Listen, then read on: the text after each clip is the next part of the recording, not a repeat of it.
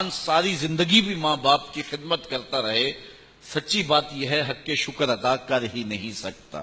ایک شخص نے اپنی ماں کو اپنے کندھوں پہ اٹھا کر کے جو ہے وہ ایک لمبی مسافت طے کی اور بعد میں حضور کی خدمت میں عرض کی کہ حضور میں 2 فرسخ چل کے آیا ہوں، اتنی گرمی میں اگر گوشت کا ٹکڑا زمین پہ ڈال دیا جائے تو وہ جو ہے وہ پک جائے، اتنی گرمی تھی، اور میں اپنی ماں کو کندھوں پہ اٹھا کر کے لایا ہوں۔ 2 فرسخ ہمارے دور کے 9 کلومیٹر بنتے ہیں، تو اس نے کہا اتنا سفر ماں کو کندھوں پہ اٹھا کر کے لایا ہوں، تو کیا میں نے ماں کے احسانات کا بدلہ دے دیا ہے؟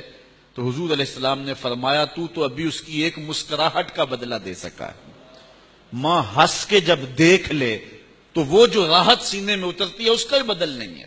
ساری زندگی انسان لگا رہے تو ماں باپ کے حقوق کی ادائیگی نہیں ہو سکتی، لیکن اس کے باوجود ماں باپ کا شکریہ ادا کرنا یہ اولاد کی ذمہ داری ہے۔ فرمایا میرا شکر مان اور اپنے والدین کا شکر مان۔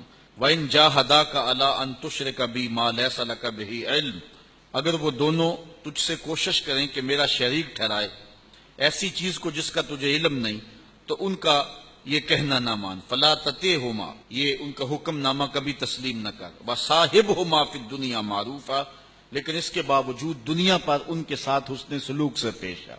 ماں باپ کافر بھی ہوں تو ان سے رویہ اچھا رکھنا چاہیے، یہ کتنی بڑی بات۔ اور اگر ماں باپ مومن ہوں، پھر ماں باپ متقی ہوں اور پرہیزگار ہوں، تو پھر جو ہے وہ کتنا جو ہے وہ ان کے حق ہیں۔ ماں باپ کافر بھی ہوں، حضرت اسماء رضی اللہ تعالی عنہا نے عرض کی حضور میری ماں آئی ہے اور وہ کافرہ ہے، تو کیا میں اس کے ساتھ صلہ رحمی کر سکتی ہوں؟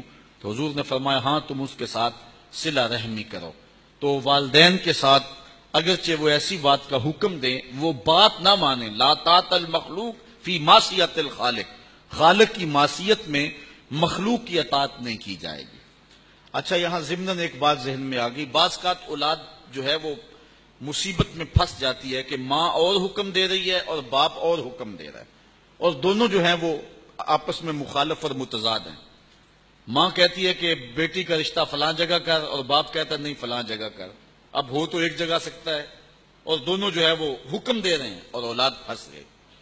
علماء فرماتے ہیں کہ پہلے تو ماں باپ کو ہی چاہیے کہ اولاد کو مشقت میں نہ ڈالیں، کسی ایسی مشکل میں نہ ڈال دیں کہ ان سے گستاخی ہو جائے۔ ایک بزرگ کہتے ہیں مجھے برابر 30 سال ہو گئے ہیں، میں نے اپنی اولاد کو کبھی صریح حکم نہیں دیا، ان کو اشارے کنائے سے کہتا ہوں کہ وہ سمجھ جائیں اور کام کر دیں۔ میں نے صراحتاً مخاطب کر کے نہیں کہا کہ کہیں وہ انکار نہ کر دیں اور کہیں محروم نہ ہو جائیں، میں نے اس ڈر سے کبھی انہیں حکم ہی نہیں دیا۔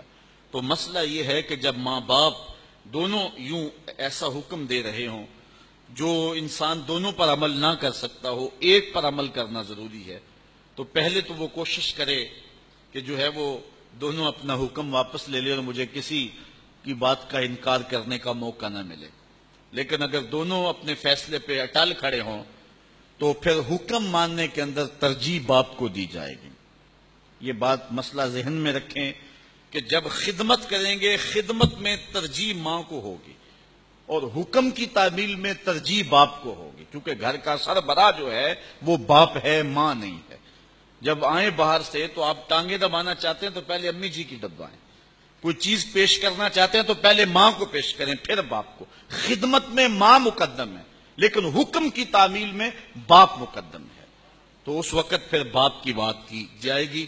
ہاں ماں باپ دونوں یا ان میں سے کوئی ایک ایسا حکم دے رہا ہو کہ جو شریعت بیضاء کی مخالفت میں ہو تو پھر ان کا یہ حکم نہ مانے، لیکن جو ہے وہ ان کی توہین اور ان کی تذلیل پھر بھی نہ کی جائے، ان کے ساتھ جو ہے وہ حسن سلوک سے پیش آیا جائے۔